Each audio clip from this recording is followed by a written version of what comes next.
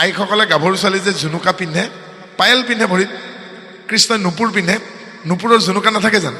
ফাকু গজালত সেনেকুৱাকৈ আঙুৰৰ দৰে জুনুকা লাগে আৰু একাদশীত পূৰণ হয়, 5 দিন পিছত পকে, সোণ বৰণীয়া ৰং হয় আৰু ভাঙি দিলে সেন্দুৰ ওলায়।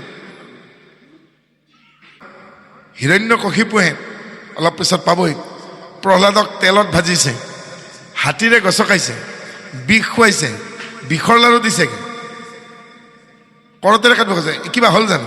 একোতো নহ'ল। তেতিয়া পেহীয়েকে ককায়েকক কৈছে, দাদা তুমি বহুত কিবা কিবি কৰিলা, আই শ্বেল ট্ৰাই মাই বেষ্ট, ময়ো এটা চেষ্টা কৰোঁ। ভনী তই কি কৰিবি? বোলে মই কৰোঁচোন কিবা এটা। 50 হাত ওখকৈ শুকান খৰি দিয়া এটা মেজি বনোৱা আৰু মাজে মাজে ঘি দিবা আৰু একেবাৰে ওখত মেজিটোৰ ওপৰত মই প্ৰহ্লাদক কোচত বহাই ল'ম, তুমি তলত জুই দিবা, মই জুইত পুৰি নমৰোঁ। প্ৰহ্লাদ চাই হৈ যাব। ব্ৰহ্মাৰ বৰ আছিল যে হলিকা জুইত নুপুৰে, পানীত নুডুবে, শিল দিলে চেপেটা নহয়, কাটি টুকুৰালেও টুকুৰা নহয়, তাৰমানে মোটামুটি অমৰেই। সেইকাৰণে ভাবিছে মইতো জুইত নুপুৰোঁ, গতিকে মই কোলাত লৈ পেলাই প্ৰহ্লাদক কোলাত লৈ পেলাই মই বহিম খৰিৰ ওপৰত, তলত দাদাই জুই দিব, প্ৰহ্লাদ পুৰা যাব, মই নামি আহিম। এই আছিল কল্পনাকাৰ হলিকা দেৱী। সেইদিনাখন আছিল ফাগুন মাহৰ পূৰ্ণিমা তিথি আৰু প্ৰহ্লাদে চব জানে। সেইকাৰণে তেওঁৰ বাকী ভায়েকেইজনক আহ্লাদ, সহ্লাদ, অনুহ্লাদ, লাদ আদি কৰি তেওঁ কৈছেগৈ, তোমালোকে বাকী দৈত্য শিশুবিলাকক লগ লগাই হাতত হাত ধৰি, হিউমেন চেইন, হাতত হাত ধৰি হৰি কীৰ্তন কৰিবা। ওপৰৰ পৰা ৰঙা ৰঙা ফাকুগুৰি আহিব, গাঁত খানি ল'বা। যি কথা সেই কথা। দৈত্য শিশুৰ গুৰুটো প্ৰহ্লাদে 50 হাত ওপৰত প্ৰহ্লাদক লৈ হলিকাই বহিছে আৰু হলিকাই কৈছে, তোমাৰ কিবা ক'বলগীয়া আছে? পেহী, মোৰ এনেকুৱা লাগিছে আজি যেন মোৰ পৃথিৱীৰ শেষ দিন। প্ৰহ্লাদে ইচ্ছা কৰিয়ে কৈছে, আজি যেন মোৰ পৃথিৱীৰ শেষ দিন, গতিকে মোৰ কিন্তু মালৈকে বৰ মনত পৰিছে, কয়াধুলৈকে। তেতিয়া হলিকাই কৈছে, মই কি মা নহয় নেকি? তেতিয়া প্ৰহ্লাদে ডাঙৰ কথা কৈছে, নাৰী মাতৃ, বয়োজ্যেষ্ঠ মানে মাতৃ আৰু কনিষ্ঠ মানে ভগ্নী। অৰ্থাৎ সেইজন ভকত যিয়ে নিজৰ বয়সতকৈ ডাঙৰ মানে মাতৃ বুলি ভাবে, নিজতকৈ কম মানে ভনী বুলি ভাবে। তাৰমানে নাৰীক মাতৃ আৰু ভগ্নীৰ দৃষ্টিৰে যি সদায় চাই, সেইজনে ঋষি, সেইজনে মুনি, সেইজনে যোগী, সেইজনে সাধক, সেইজনে বৈষ্ণৱ, সেইজনে ভকত। নাৰী মাতৃ, মাতৃ আৰু ভগ্নী, মাতৃবৎ পাৰে দুৱাৰেচু। প্ৰহ্লাদে শিকাইছিল কাক? দৈত্য শিশুবিলাক। প্ৰহ্লাদৰ কোনে শিকালে? নাৰদে। আৰু কোনে শিকালে? মাকে। কিন্তু সন্দামৰকৈ শিকাব পৰা নাই। গতিকে কৈছে, মাহী, পেহী, জেঠী, খুৰী, আইতা সকলো মাতৃ, তুমি মোৰ মাতৃ। তেতিয়া হলিকাই কৈছে, বেছি মৰম লাগিলে মাৰে তোক কি কৰে? বোলে মোক মায়ে কোলাত লৈ সদায় দুগালে দুটা চুমা খায় আৰু ময়ো মাক গবা মাৰি ধৰি চুমা খাওঁ। এইবাৰ প্ৰহ্লাদে উল্টাকৈ নাটকখন কৈছে, অ' পেহী, কথা এটা কওঁ, আজি নহয় তোমাক মই বহুত দিনৰ মূৰত পাইছোঁ, তুমিওতো মোৰ একমাত্ৰ পেহী, তোমাক মোৰ বৰ মৰম লাগিছে, চুমা এটা খাওঁনে? কি এটা চুমা খাওঁ? 10টা চুমা খা। আৰু টপৰকৈ বাওঁগালত পেহীয়েকক এটা চুমা খাই দিলে। পেহী কেনে পাইছা? বৰ মিঠা। এইবাৰ প্ৰহ্লাদে পেহীয়েকক গবা মাৰি ধৰিছে। কেতিয়া কৈছেগৈ, তুমিতো 10টা খাব দিছা আৰু 9টা বাকী আছে, মই আৰু এটা খাব না? কৈছোঁ নহয়, এটা কি তই 10টা খা, 1000টা খা, মোৰ আপত্তি কৰে। আৰু এনেকৈ গবা মাৰি ধৰিছে, পিছফালে হাত দুখন চুটপুটাই লগাই ধৰিছে যাতে পেহীয়েক খলকি যাব নোৱাৰে।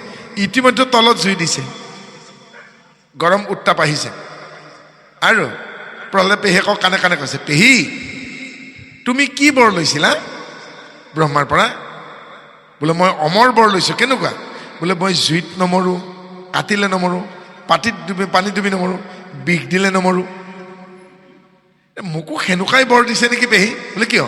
ইতিমধ্যে মোক জুইত পুৰিলে, তেলত ভাজিলে, হাতীৰে গছকালে, পৰ্বতত পেলাই দিলে, আৰু কত কি কৰিলে, মোৰ দেখোন একো হোৱা নাই, কিয় বা পেহী? তেতিয়া পেহীয়ে প্ৰহ্লাদ কৈছে, তই আচলতে কোন? সন্দেহ হ'ল পেহীৰ। এইবাৰ প্ৰহ্লাদে কাণে কাণে কৈছে, পেহী কওঁনে? কিন্তু মই কম, কিন্তু আপোনাক মই চুমা এটা খাম। এইবাৰ কাণে কাণে প্ৰহ্লাদে কৈছে, অ পেহী, নিৰ্গুণ নিৰাকাৰ পৰমাত্মা পৰমেশ্বৰৰ মই অংশ।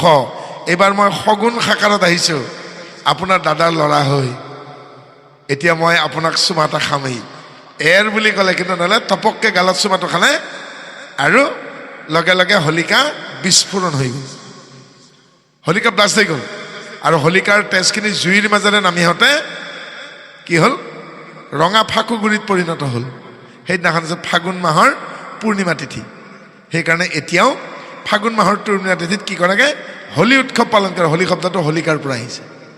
আৰু যিখিনি তেজ দৈত্য শিশুৰ গাত পৰি আকৌ মাটিত পৰিলৈ তাৰ পৰা ফাকু গছৰ সৃষ্টি হ'ল। আইসকলে গাভৰু ছোৱালী যে জুনুকা পিন্ধে, পায়েল পিন্ধে ভৰিত, কৃষ্ণই নুপুৰ পিন্ধে, নুপুৰৰ জুনুকা নাথাকে জানো? ফাকু গছডালত সেনেকুৱাকৈ আঙুৰৰ দৰে জুনুকা লাগে আৰু একাদশীত পূৰণ হয়, 5 দিন পিছত পকে, সোণ বৰণীয়া ৰং হয় আৰু ভাঙি দিলে সেন্দুৰ ওলায়।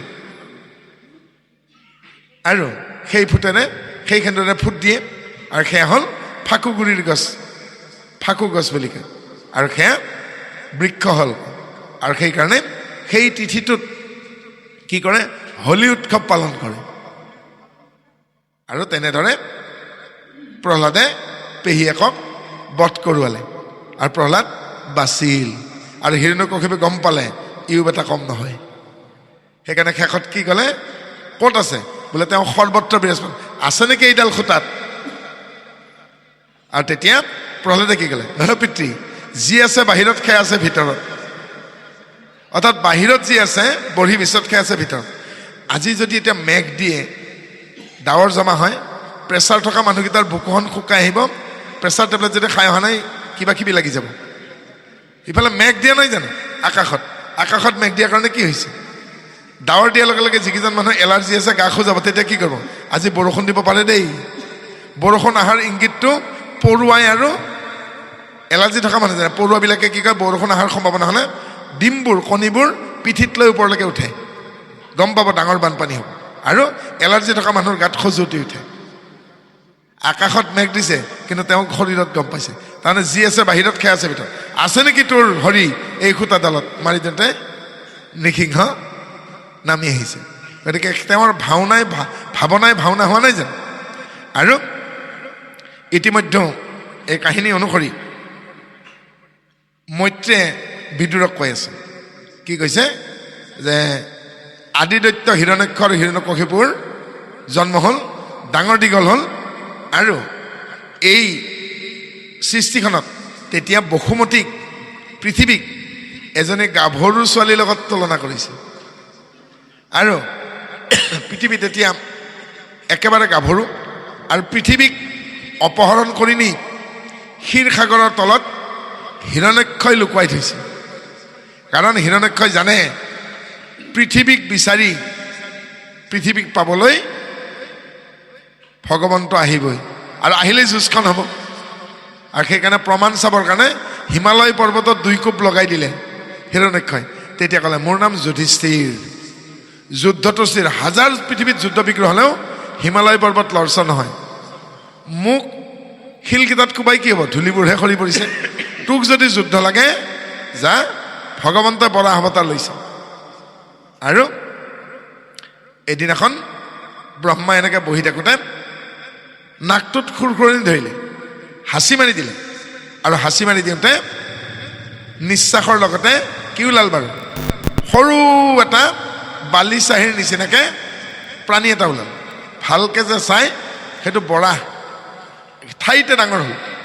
ডাঙৰ হৈ একদম আকাশত যেন পিঠি লাগু লাগু, আৰু প্ৰকাণ্ড শৰীৰ, বজ্ৰসম দন্ত, তাৰ বৰ্ণনাটো দিয়া হৈছে। আৰু নেজেইদি কোবাইছে, নেজেইদি গাটোত কোবাওঁতেই যেন ধুমুহা আহি যাব। আকাশৰ মেঘ ফালি চিৰাচিৰ হৈছে। তেতিয়া কৈছে, মোক যুদ্ধ লাগে, মোক যুদ্ধ লাগে। বোলে যুদ্ধ কিহৰ কাৰণে কৰিবা? ব্ৰহ্মাই বৰাহক সুধিছে। বোলে মোক যাক প্ৰয়োজন সেয়া কোনোবাই লুকাই থৈছে। বোলে ক'ত লুকাই থৈছে? তেতিয়া ব্ৰহ্মাই বৰাহক ক'লে, ক্ষীৰসাগৰৰ তলত হিৰণ্যাক্ষই বসুমতীক লুকুৱাই থৈছে। বাৰু, আৰু দাঁতৰ আগত লৈ পৃথিৱীক উদ্ধাৰ কৰিলে কোনে? বৰাহে। তে মোৰ প্ৰাপ্য বস্তু তুমি কিয় চুৰ কৰি নিবা? আহিল হিৰণ্যক্ষই খেদা মাৰি। এতিয়া হিৰণ্যক্ষ আৰু বৰাহৰ যুদ্ধ হ'ব। এই যে ভগৱন্তৰ দশৱতাৰ আচলতে মৎস্যকুৰ্ম নৰসিংহ বৰাহ পৰশুৰাম বলিৰাম শ্ৰীৰাম বুদ্ধ কল্কি নামে দশ আকৃতি ধৰিছে কৃষ্ণ। এই 10টা অৱতাৰ আমাৰ জীৱনটো। এই যে মৎস্যকুৰ্ম, কেনেকৈ আমাৰ জীৱনটো? পিতৃৰ শিৰৰ পৰা পিতৃৰ ঔৰস বীৰ্যত পৰিণত হৈ মই মাতৃগৰ্ভত স্থিতি হ'ল। আজি মই মাতৃগৰ্ভত আছিলোঁ, তেতিয়া মোৰ প্ৰথম অৱস্থাত ভেকুলীৰ কণীৰ প্ৰভাৱ লালুকিৰ দৰে আছিল। প্ৰথম অৱস্থাত মোৰ হাত নাছিল, ভৰি নাছিল, কাণ নাছিল, চকু নাছিল। মই মাত্ৰ দৌৰিছোঁ মাতৃগৰ্ভত। যিদিনাখন পিতৃ মাতৃৰ সম্বন্ধ হ'ল, মই এটা শুক্ৰাণু হৈ মাতৃৰ ডিম্বাণুক নিষিক্ত কৰিবলৈ মই কেৱল দৌৰিছোঁ। আৰু দৌৰি দৌৰি 4,000 পৰা 5,000 নিযুত বাই ভনী ককাই ভাইক মই পিছ পেলাই দৌৰিছোঁ। আৰু গোটেইবিলাক হাৰিছিল। পিছদিনাখন তেওঁলোকৰ মৃত্যু হৈছিল। মই মাতৃগৰ্ভত থাকি গৈছিলোঁ। মই কিন্তু জিকিছিলোঁ। বাই ভনী ককাই ভাইতকৈ মই জিকিছিলোঁ, কাৰণ মইহে মাতৃগৰ্ভত স্থিতি হ'ল। বাকীবিলাকৰ মৃত্যু হৈছিল পিছদিনাখন। আৰু আজি কিন্তু আমাৰ হাত ভৰি চকু কাণ চব আছে, কিন্তু আমাক পিছ পেলাই বাকীবিলাক কিন্তু আগুৱাই গৈছে। কিন্তু মাতৃগৰ্ভত আমাৰ হাত ভৰি চকু কাণ নোহোৱাকৈ কিন্তু আমি জিকিছিলোঁ। মাতৃগৰ্ভত যেনেকৈ আপুনি হাত ভৰি চকু কাণ নোহোৱাকৈও আপুনি জিকিছিল, এতিয়া গৰ্ভস্থ সন্তান ভূমিষ্ঠ হোৱাৰ পিছত যদি আপুনি জিকিব লাগে, কি কৰিব লাগিব? আপুনি মই জিকিব লাগে। আমাৰতো হাত ভৰি চকু কাণ চবাই আছে। তেতিয়াহ'লে আমি জাতি নহয়, জ্ঞাতি নহয়, এক আত্মা বুলি নিজকে ভাবিবলৈ তেতিয়া জিকিব পাৰিম। হস্ত পদ বাক্য আচয় মানে যাৰ, হৰি ভকতিত জানিবা সমস্ত দেখা। কলিতাই পাৰে কোচে নোৱাৰে, আহোমে পাৰে চুটিয়াই নোৱাৰে, ৰাভাই পাৰে বড়ি নোৱাৰে। এইবিলাক আমি বনাই লোৱা কথা। আমি জাতি নহয়, জ্ঞাতি নহয়, এক আত্মা মাত্ৰ। জাতি পৃথিৱীত 3টাই আছে, লিংগ পৃথিৱীত 3টা আছে, তাতকৈ বেছি নাই। ভোটাৰ কাৰ্ড, পেন কাৰ্ড, আধাৰ কাৰ্ড, পাছপৰ্ট, ভিছা, বেংকৰ কাৰ্ড। ওপৰত কি লিখা আছে? 3টা বক্স আছে। জেণ্ডাৰ, মেল ফিমেল ট্ৰেন্সজেণ্ডাৰ, পুৰুষ মহিলা আৰু কিন্নৰ। ইয়াতকৈ জাতি বেছিও নাই কমো নাই। কোচ কলিতা কেওট আহোম চুতীয়া মৰাণ মটক ঠেঙাল এইবিলাক আমিহে বনাই লৈছোঁ। কাৰণ আহোম বুলি আমাৰ 3টা নাক নাই, কোচ বুলি 2টা নাই, চকু চবৰে 2টা, কাণ চবৰে 2খন, হয় নে নহয় চাওকচোন। গতিকে যিদিনাখন আমি ব্ৰাহ্মণৰ চণ্ডালৰ নিবিচাৰি কুল দাঁতাত চুৰতো জানো দৃষ্টি একতুল, তেতিয়া আমি আকৌ জিকিব পাৰিম।